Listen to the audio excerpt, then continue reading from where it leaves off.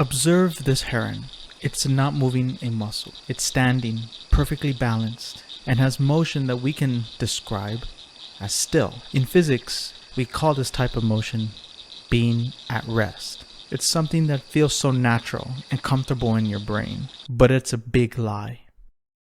In this video, we're going to learn about what it actually means to be still or at rest, because it's a little more nuanced than it appears to be. When we say that the heron is motionless or at rest, what we're really trying to say is that the heron is motionless relative to the branch, but that branch is attached to the earth, that is spinning about its axis at a speed of roughly 1,670 kilometers per hour at the equator. But not only that, the earth is orbiting the sun at a speed of 30 kilometers per second. And if you think about the sun, along with every planet, every moon, and every satellite that orbits it, is racing around the center of the Milky Way galaxy at over 220 kilometers per second. So right now, as you were watching that heron standing still, you've already moved hundreds of kilometers through space. So which one is it? Is the heron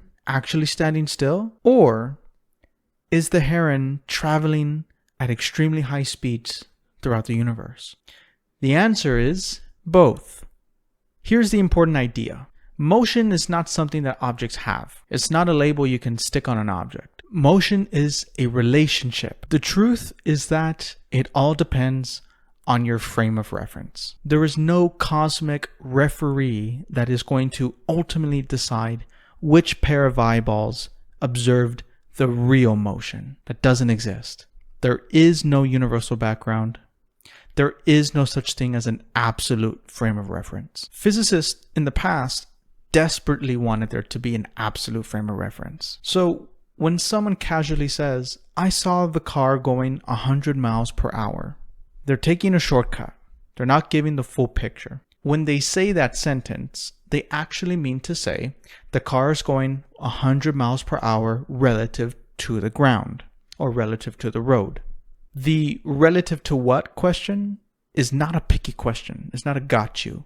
It's the foundation of physics. People think physics begins with equations. You see a problem and you choose the right equation to solve it, but that's not how it works. Physics begins with agreeing on a frame of reference. Which pair of eyeballs are we going to use to measure this motion? Before you even take measurements with rulers, meter sticks, stopwatches, you need to decide what the frame of reference is. Most of the time, we choose Earth as our frame of reference.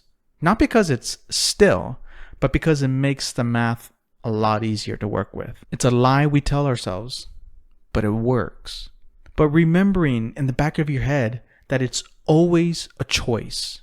That's the difference between memorizing physics versus actually doing physics. So stillness is not something that an object possesses. It's a story that we agree to believe for convenience. This heron is not still, and neither are you. You are both passengers on a spinning planet, orbiting a star, spiraling throughout the galaxy, all the while feeling deceptively still. If you're currently unsubscribed, please take a moment to consider subscribing so that way you can see videos just like this one. I'll see you in the next video.